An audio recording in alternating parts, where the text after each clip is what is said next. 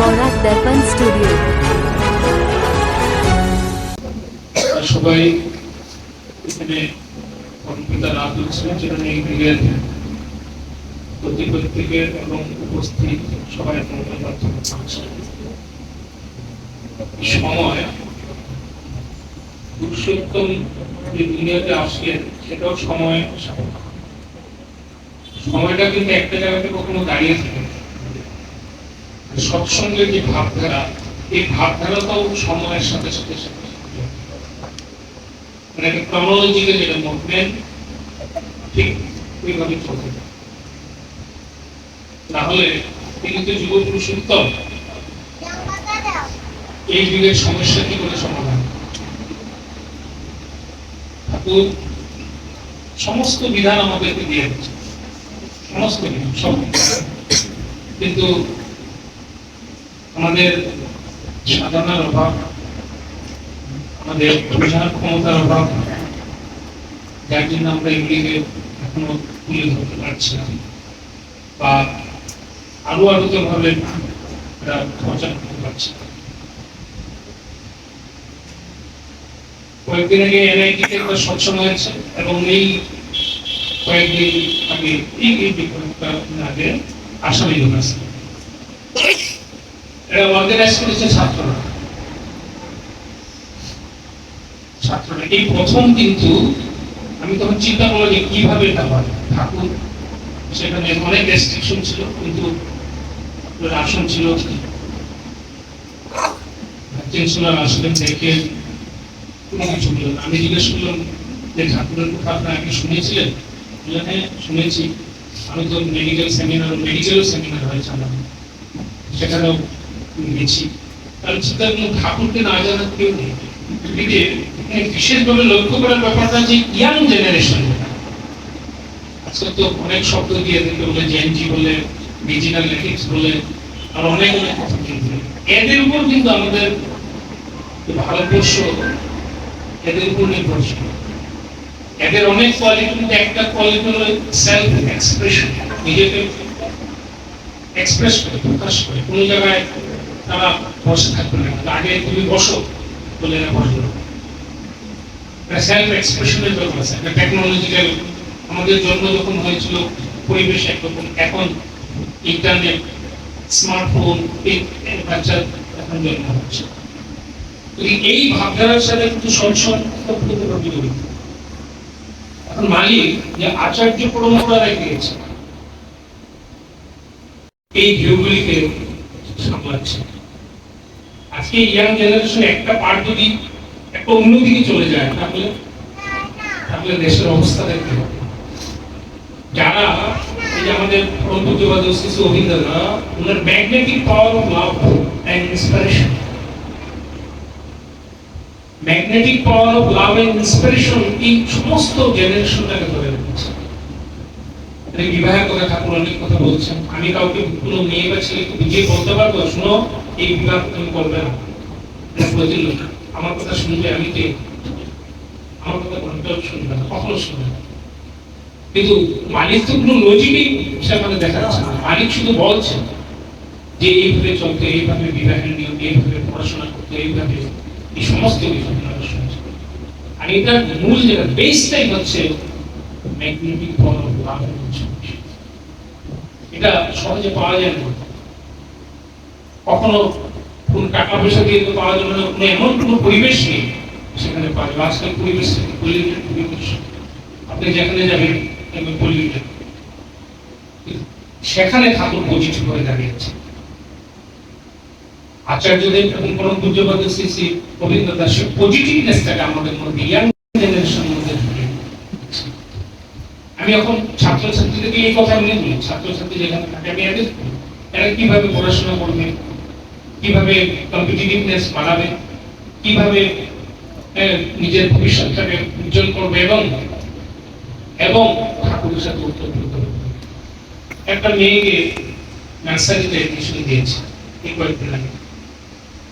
এখান থেকে আচার্যদের কাছে প্রার্থনা করেছেন যে নার্সারিতে এডমিশন হয়েছে, আশীর্বাদ করবেন। তিনি আশীর্বাদ দিলেন, খুব ভালো খুব ভালো। তারপরে মাকে বলছে খেয়াল রাখবেন যে কখনো ঠাকুর থেকে দূরে সরে না যায়। খেয়াল রাখবেন সবসময় যাতে ওর ঠাকুরকে নিয়ে চলতে পারে। এই কথাটা কেন পড়াশোনা করছে, শিক্ষিত হবে, অনেক হাই ফাই ডিগ্রি নিয়ে মেয়েটা বড় হবে, অনেক বড় হয়ে যাবে, কিন্তু আচার্যদের বলছেন খেয়াল রাখবেন যে সবসময় ঠাকুরকে নিয়ে যাবে। এই দায়িত্বটা মা এবং সবাই ইনজেক্ট করতে হবে।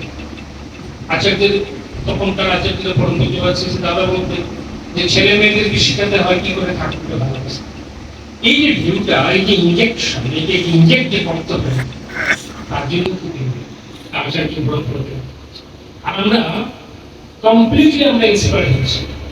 সৎসঙ্গের ঢেউ যে চলছে, দেখবেন একটা দিন আমরা আমাদের নেক্সট জেনারেশন আসছে, আজকে এখানে যারা আসেন এদের পরেও তো জেনারেশন আসছে, তারা দেখবেন এই ঢেউটাকে তারাই নিয়ে যাবে বিদেশে, বিদেশে গিয়ে সমস্ত জায়গায় নিয়ে যাবে। সেটা পরিবর্তন।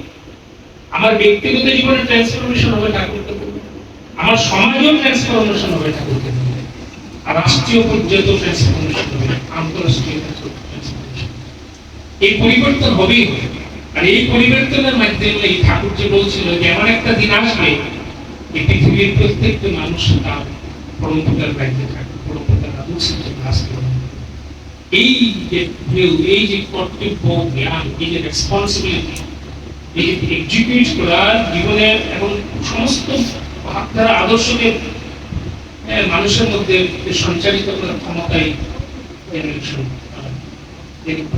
মানে আইনস্টাইন একটা কথা বলছিলেন যে এমন একটা দিন আসবে কেন নাকি এই আদর্শকে রিসার্চ করে নিজের লেভেল রিসার্চ করে বলে গেছে যে আদর্শগুলি যতগুলি মেসেজ বিজ্ঞান বিভূতি বা যা কিছু এই সব কিছু আমাদের ছেলেমেয়েরা রিসার্চ করে করে করে করে করে এগুলি সমাজে ছাড়বে। তখন মানুষ দৌড়ে দৌড়ে ছুটে আসবে যে আমারই তো দরকার, আমারই দরকার। এক ভদ্রলোক তিনি পিএইচডি করছেন যে সূর্য যখন সেটিং হয়, সূর্য সেটিং হওয়ার সময় এটার উপর রিসার্চ করছে, তখন তিনি আর একটা দুর্গে আর পারলেন না, আর করতে পারছেন। শ্রী ঠাকুর তখন এই কপুরের তখন এই ছাত্রদেরকে নিয়ে যখন সূর্য অস্ত যাচ্ছে তখন বসা, এই বাচ্চাদের সাথে শ্রী ঠাকুর কথাগুলি বলছেন, আর তিনিও তখন উপস্থিত হলেন। তার অ্যান্সারটা তিনি পেয়ে গেল। পরে ভদ্রলোক ভিসি হয়ে অনেক বড় হয়ে গেছেন। মূল কথা একটাই যে আমরা পরম ভাগ্যবান ঠাকুরকে পেয়েছি, পরম ভাগ্যবান যে আমরা ঠাকুরকে পেয়েছি। কিন্তু ঠাকুরকে ভালোবাসতে হবে। ভালোবাসি কি লাভ হবে? আমার প্রবৃত্তিগুলি আমাকে ডমিনেট করতে পারবে। আমি এখান থেকে বেরিয়ে যাবেন, দেখবেন অনেক নেগেটিভ এলিমেন্টস ঘাড়ে করার এবার কনসাস থাকে না। নেগেটিভ এলিমেন্টস কি আপনি যান না, কোথায় যান? এডুকেশন সেক্টর, ইন্ডাস্ট্রিয়াল সেক্টরে যান, বিজনেসে যান, যা কিছু নেগেটিভ ফোর্সগুলি আপনাকে ঘাড়ে করার, পলিটিক্যাল লাইফে ঘাড়ে করার চেষ্টা করবেন। আমি যদি স্টেবল না থাকি তাহলে কিন্তু ওইদিকে ঠাকুর একটা কথা বলছে, more like the adherence to the Lord, more is man unshocked and unshaken. আমি তার সাথে আমি যত যুক্ত ততটুকু আমি স্টেবল থাকবো, আনশকড এন্ড আনশেকড। বিদ্যুৎ তাদের অভিজ্ঞতা পেয়েছিলেন একটা ইয়াং ছেলে, তিনি একটা লাইন লিখলেন যে be ideal to him in the lead of life. তুমি তার সাথে যুক্ত থাকো, নিজেকে যুক্ত করে তোলো যিনি তোমার জীবনটাকে নিয়ে যেতে পারে। এখন কারণ দাদারা আছেন, ওনারা বলবেন আমরা পরম ভাগ্যবান ঠাকুরকে পেয়েছি, কিন্তু একটা তাকে ভালোবাসতে হবে, আচার্যদেরকে ভালোবাসতে হবে, রবীন্দ্রকে ভালোবাসতে হবে এবং দায়িত্ব নিতে হবে। দায়িত্ব না নিলে হবে না, সে দায়িত্ব হলো প্রচার করা। একটা ইউনিভার্সিটির দায়িত্ব হ্যাঁ নলেজটাকে আহরণ করা আর সমাজে ছেড়ে দেওয়া। আর আমাদের দায়িত্ব হচ্ছে ঠাকুরের ভাবধারা সমাজের ছেড়ে দিতে হবে। দ্যাট রেসপন্সিবিলিটি সেটাকে মানতে হবে। তখন আমার নিষ্ঠা হবে, ভক্তি হবে, আমি ঠাকুরকে উপলব্ধি করতে পারবো, আমি শান্তি পাবো এবং আমার নিজের উন্নতি হবে। রবীন্দ্রনাথ উড়িষ্যাতে একটা কথা কেউ বলছিলেন কর্মীদেরকে যে আপনারা এইভাবে করছেন চলবে না, কিন্তু যদি এইভাবে চলেন তাহলে আপনাদের উন্নতি হবেই হবে। তিনি আরেকটা কথা বলছেন, habits and instincts. Habits and instincts are the source of energy. আমার অভ্যাস, আমার ইনস্টিংক্ট যদি পারফর্ম করতে ঠিক করে তুলতে পারি, এটাই আমার শক্তি। আর কি আপনাদের সঙ্গে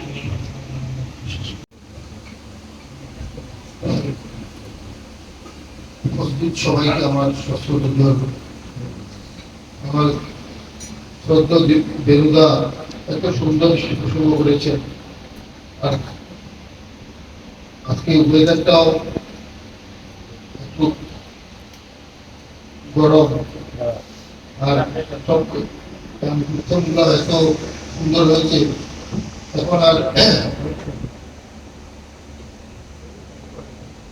এখন আর মানে ঠাকুর বলছিলেন কবিরজির একটা কথা, বহুত বালানা চল্লা বল্লা, বহুত বালানা ধূপ, আর বহুত বালানা বর্ষা বাদল,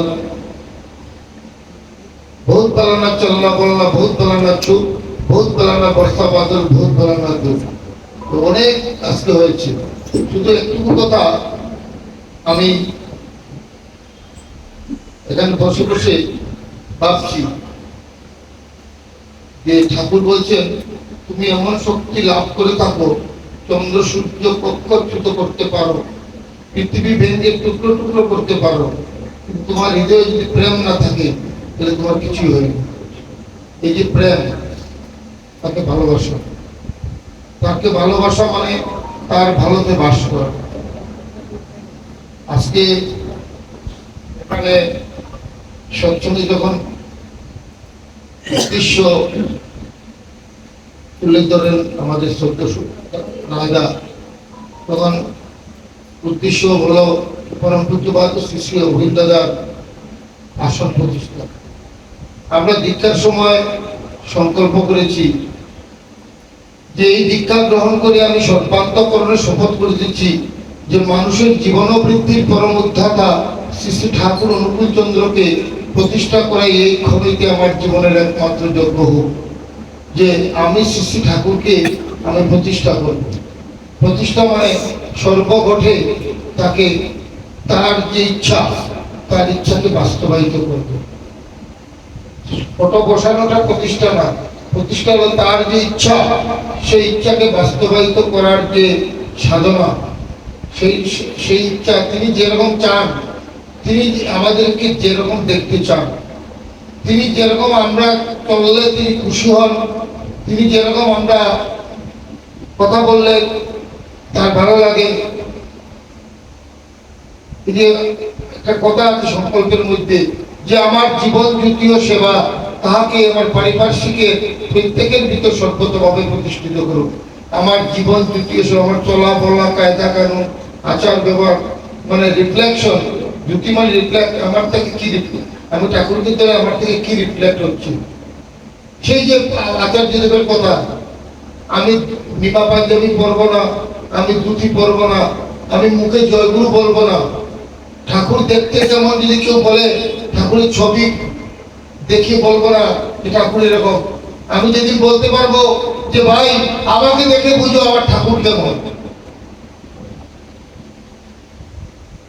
আমাদের সাধনা হচ্ছে আচার্যদেবকে যদি মানি, আমাদের সাধনা হচ্ছে শুধু কীর্তন করা না, শুধু কথা বলা না। আমাদের সাধনা হচ্ছে যে কিভাবে তাকে আমি আমার মধ্যে প্রতিষ্ঠা করতে পারবো। তাকে যদি আমার মধ্যে প্রতিষ্ঠা করতে হয়, তাহলে সেই ঠাকুরের সেই কথা, দীক্ষা নিয়ে শিক্ষা ধরিস, আচার্যকে করে সার, আচরণে বুচ্চয়নে জ্ঞানের সাগর হোসনা পার। যে দীক্ষা নিয়ে আমরা শিক্ষা ধরেছি, আচার্যদেবকে সার করে। এই যে সার, আচার্যদেবকে সার মানে আচার্যদেবদের প্রতি যে আমার যে ভালোবাসা, তার প্রতি যে ভালোবাসা, তাকে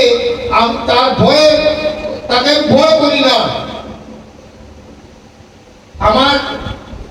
আমি যে তার কাজ করব তাকে ভয় করে না। ঠাকুর বলছেন আমাকে ভয় করে কাজ করবি না।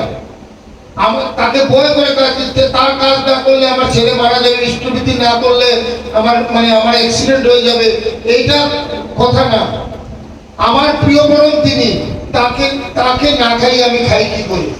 আমার স্ত্রী যেরকম, আমি যতক্ষণ পর্যন্ত ফোন করে না কনফার্ম হয় যে আমি খেয়েছি কিনা, ওরম খাওয়ার ইচ্ছা হয়। ঠিক এরকম যতক্ষণ পর্যন্ত আমার প্রিয় পরমকে আমি খেতে দিচ্ছি না, মানে খেতে দিতে পারছি না, ততক্ষণ যদি আমার মন আকুপাকু করে, এইভাবে এটা এই দিনে আমি ইষ্টভীতি করছি, আমি এই দিনে ইষ্টভীতি করছি। ঠিক এইভাবে আমি ইষ্টকর্ম করছি যাতে আমার কর্মটা তাকে আন্দোলিত করে, তাকে প্রীত করে, তাকে সন্তুষ্ট করে। তিনি যেরকম চান আমি সেরকম করছি কিনা। এই যে পূজ্যপাদ শ্রী শ্রী অবিন্দাদার আজকে আসল প্রতিষ্ঠা হলো, আজকে পরম পূজ্যপাদ শ্রী শ্রী অবিন্দার কি ঈপ্সিত ইচ্ছা আমাদের প্রতি আমরা তো সবাই জানি। তিনি এই মুহূর্তে আমাদের কাছ থেকে কি চাইছেন? তিনি বলছেন প্রতিদিন সকালে প্রার্থনা করে আমরা 2 ঘন্টা আমরা গুরুভাইদের বাড়িতে গিয়ে সময় কাটাবো। বলতে সারাদিন আমাদের বিভিন্ন কর্মযোগে আমরা নিয়োজিত থাকি, আমরা সময় বের করতে পারি না, রাত্রেবেলা অনেকে সৎসঙ্গ থাকে, অনেকের ডিউটি থাকে, কিন্তু সকাল প্রার্থনাটা যদি আমরা মন্দিরে বা উপযোজনা কেন্দ্রে বা কারো বাড়িতে যদি করে, যদি আমরা যদি একটু বেরিয়ে পড়ি, এই যে ডিপি ওয়ার্কস, আজকে ডিপি ওয়ার্কস এই মুহূর্তে আমাদের বরাকবেরি ডিপি ওয়ার্কসের যে পার্সেন্টেজ, সেটা ছিল ভারতবর্ষের সব থেকে সবাই হিংসার একটা বিষয় ছিল বরাকবেরি ডিপি ওয়ার্কসের যে পার্সেন্টেজ। আজকে আমাদের সেই পার্সেন্ট, এবং সেদিন তিনি তার তিন পুত্রকে নিয়ে তিনি আচার্যদেব আমাদের বরাকবেরিতে এত তন্ন করে ঘুরে চলে গেলেন, এমনকি বিমা আসাতে গেলেন, আমরা যে অল্প কাজ করেছিলাম। আজকে দেখেন আপনারা যারা কম্পিউটার টিপতে পারেন, মোবাইল টিপতে পারেন, আজকে দেখেন আমাদের ডিপি ওয়ার্কসের পার্সেন্টেজ আমরা কি কোথায় নেমেছি। তাহলে তাকে কি ভালোবাসছি আমরা? শুধু আপনারা ওই শিলচর না, করিমগঞ্জ, হাইলাকান্দি সব জায়গায় আমরা কোথায় নেমে যাচ্ছি। তার মানে আমরা যেটুকু ইষ্ট কাজ হচ্ছে জীবন বৃদ্ধি, আজকে এইটুকু কাজ করলাম, এই কারণে এই দীক্ষাটা দিলাম, আগামী টার্মে যে থেকে একটা হলো বেশি দীক্ষা দিলাম। এইভাবে এই যে আচার্যদেব বলছেন নিত্য আমরা দীক্ষার মহান করতে ঝাঁপিয়ে পড়তে, আমাদের এখন দীক্ষার শুধু একদম কমে যাচ্ছে। আমরা অনেকেই 100 দীক্ষা এখন দিতে পারি না। কেন পারি না? যে দীক্ষা দিয়ে দিব্য আমাদের যদি মার্কে, আমরা যদি প্রত্যেকটা গুরুভাইকে যদি প্রতিদিন যদি আমরা যদি অনুপ্রেরণা দিই যে ভাই তুই একটা দীক্ষা রেডি করবি, ভাই তুই এরকম কত ছোট ছোট গুরুভাই ফোন নম্বর আমাদের আছে। এই যে নিত্য আমি প্রত্যেকটা আমি 100 দীক্ষা এইভাবে আমার হয়ে যায়। অনেক দাদাদের সঙ্গে জানাশোনা অনেককে ফোন করে দিই, তার থেকে যেমন আজকেও জানাইনি, বলছি আমি 80 বাড়বো, একটু দীক্ষা দেখবেন ভয় কিনা, কারণ 95 করে নিয়েছি আর 5টা দীক্ষা। এই যে তার ইচ্ছা, ঈপ্সিত ইচ্ছা, আমরা প্রার্থনায় যাওয়া, হারমোনিয়ামে প্রার্থনা শিখা। আমাকে পূজ্যপাদ অবিন্দাদা বলছেন এবার প্রার্থনা শিখতে না পারলে হারমোনিয়ামে দেওঘর আসবেন না, আপনাকে বেঁধে রেখে দেবো। আমি চেষ্টা শুরু করছি প্রার্থনা শিখে হারমোনিয়ামে। এই যে প্রত্যেকটা গুরুভাইকে তিনি চাইছেন আমরা হারমোনিয়ামে প্রার্থনা করতে হবে। তার মানে এই যে এখন যারা শুনলেন তারা কিন্তু শুনে নিলেন, এখন থেকে শুরু করে দেবেন কি করে হারমোনিয়ামের প্রার্থনা করতে পারে, হারমোনিয়াম বাজিয়ে। সকালবেলা ভোরের প্রার্থনা আমরা যাতে কোনোদিনও নিজের ঘরে করবো না, হয় উপযোজনা কেন্দ্রে যাবো, নাহলে মন্দিরে যাবো, নাহলে গুরুভাই যে সব গুরুভাই বাড়িতে প্রার্থনা হয় না তাদের বাড়ি থেকে প্রার্থনা করে দুইটা গুরুভাই বাড়িতে আমরা গিয়ে তার ভালো মধ্যে খবর দেবো। আমি আমার বক্তব্য দীর্ঘায়িত করছি না, আপনারা এত করেন এখানে, আমি শিলচরের দাদাদের কাছ থেকে সবসময় ইষ্ট কাজ শিখি যে কিভাবে কাজ হচ্ছে। চম্পকদা আছেন, আজকে অনুপদা আছেন, বা মানে এখানে আরো দাদারা আছেন, আপনাদের কাছ থেকে আপনাদের যে সিস্টেমে কাজ করেন, আমি শুধু একটু প্রার্থনা করব আমাদের ডিপিওয়ার্সের কাজটা কমে যাচ্ছে। আমার যেটুকু আমার ভুল হচ্ছে যে আমাদের ডিপিওয়ার্সের উপর যে আমাদের যে আগে যে আধিপত্য ছিল সেটা বুঝতে কমে যাচ্ছে, অন্য ডিস্ট্রিক্ট সেটা নিয়ে যাচ্ছে। তার মানে আমরা অবিন্দাকে কতটুকু ভালোবাসছি, আমার প্রেমটা অবিন্দার প্রতি কতটুকু। আমি সবসময় যদি বসে বসে যদি আমার ভিতর যদি না কাঁদে যে আজকে আমি কতটা ডিপি ওয়ার্কস করলাম, আজকে আমি কতটা বাড়িতে গিয়ে ঠাকুরের কথা বললাম, আজকে আমি কতজন লোককে দীক্ষার যাপন করার জন্য আমি উৎসাহ দিলাম, উদ্বুদ্ধ করলাম, যতক্ষণ পর্যন্ত সেটা হবে না, আমি যতই তাকে গান করি, তার আসন বসাই, যাই করি, আমার মনে হয় তাকে প্রতিষ্ঠা করে একটা অজরেই থেকে সবার কাছে আমার প্রার্থনা তিনি আমাকে কিভাবে দেখতে চান, তিনি কিভাবে চললে তিনি খুশি থাকেন, তার জন্য আমি সব কষ্ট দিতে রাজি আছি কিনা। তিনি একটা কথা আচার্য বারবার বলছেন যে তুমি তোমাকে ভুলে যাও, তুমি শুধু একটাই বাবা যে প্রভু আমি শুধু তোমার, আমি শুধু তোমার, আমি শুধু তোমাকে ভালোবাসি। বলছেন 48 ঘন্টা যদি কেউ এক নাম করতে পারে আর মাঝে মাঝে উদ্গার দিয়ে বলতে পারে ঠাকুর আমি তোমাকে ভালোবাসি, ঠাকুর আমি তোমাকে ভালোবাসি, যদি বলতে পারে, বলছে যে যেগুলো লোক বলতে পারবে পরম দয়াল শ্রী ঠাকুর রক্ষে। ঠাকুরকে দেখতে হবে আমার মুখ, ঠাকুরকে জগতের মধ্যে দেখতে অনুপ বিশ্বাসদা, আমার শুভেন্দুদা, আমার বিশুদা কতটুকু ঠাকুর করছেন দেখে আমার লাভ নেই, আমার কোনো লাভ হবে না। আমি কতটুকু ঠাকুরকে প্রতিষ্ঠা করতে পেরেছি, আমার মধ্যে ঠাকুর কতটুকু জীবন্ত আছেন, সেটাই হলো আমার চ্যালেঞ্জ।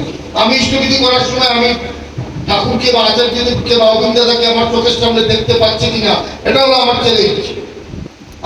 আমি ইষ্টবিধি করছি, ঠাকুর বলছেন ইষ্টবিধি ইষ্টকে বিষ করিস না তাই বঞ্চনা, অন্যকে তার দিলেই জানিস আসবে বিপাক বঞ্চনা। আমি যখন ইষ্টবিধি নিবেদন করি, যতক্ষণ পর্যন্ত আমার প্রিয় বড় আমার দৃষ্টির মধ্যে আমার সামনে যতক্ষণ পর্যন্ত তিনি আসবেন না, ঘোরাফেরা করবেন না, হাত পেতেন আমার থেকে ইষ্টবিধি নেবেন না, তিনি যতক্ষণ মধ্যে হাত পাতবেন না, আমি কাকে ইষ্টবিধি দেব? আমি কাকে ইষ্টবিধি দেবো? তিনি মা বলছেন একদিন আমাকে যেমন বলছে তুই করিস না, তোর ইষ্টবিধি হয়নি এখন। আমি বুঝলাম যে সত্যি আমার ইষ্টবিধি। এখন থেকে ইষ্টবিধি করতে পড়ার সময় তার বুঝে কতক্ষণ সময় তার তদ্গত চিত্ত হতে হবে আমাকে, কতক্ষণ নাম ধ্যান করে তার ইষ্টবিধি দিয়ে বসতে হবে আমাকে। এটাই হলো আমাদের সাধনা, এটাই হলো আমাদের যুদ্ধ। কার সঙ্গে যুদ্ধ? আমার মনের সঙ্গে আমার যুদ্ধ। যতক্ষণ পর্যন্ত আমার মনকে আমি জয় করতে পারিনি, যতক্ষণ পর্যন্ত আমার মিউজিক্যাল চেয়ারে লাস্টে কিন্তু একজন জিতে, দুইজন জিতে না, একটা আমার মিউজিক্যাল চেয়ারে আমার ঠাকুর আছেন কিনা শুধু, এটাই হলো আমার চ্যালেঞ্জ। যতক্ষণ মধ্যে তাকে আমি পড়াতে পারবো, এটা আমি বুঝতে পারবো আমার মধ্যে তিনি আছেন কিনা, এটাই হলো আমাদের কাজ। তাই ঠাকুর বলছেন পথ খুঁজে তুই কাল হারালি অনুষ্ঠানের মহড়ায়, অনুষ্ঠানে বসল পেয়ে পাওয়া যে গেল বললাম। এই অনুষ্ঠানের মহড়ায় যেটা আমরা লম্পজম্প না করে কিভাবে তাকে আমার মধ্যে প্রতিষ্ঠা করতে পারি, এটা নিয়ে যাতে চলি। আমি আমার এই প্রার্থনা করে, আমি নিত্য প্রার্থনা করছি ঠাকুরের কাছে, যদি আমার এরকম একদিন হয়, আমার তো হয় না, আমি চেষ্টা করছি। বিভিন্ন মা বলছেন, আচার্যদেব বলছেন যে নিত্য আমাদের চেষ্টা হলো আমার দয়াল ইষ্টবিধিটা আমার নিচ্ছেন কিনা। দেখবেন এটা যদি ঠিক হয়ে যায়, আমি আর জীবনে কোনোদিন কারো চিন্তা করার সময় পাবো না, কারণ আমি তো নিত্যই আমাকে তিনি চিন্তা করি আমার ইষ্টবিধি হচ্ছে কিনা, কতটুকু প্রাণপণ দিয়ে তাকে ভালোবাসা দিয়ে পেলে সেটা সম্ভব। এই করে প্রতিপক্ষকে সর্বাঙ্গে মঙ্গল কামনা করে আমি ভক্ত বিশেষ করি। জয় গুরু, বন্দে Purushottam. News Borak Darpan Studio.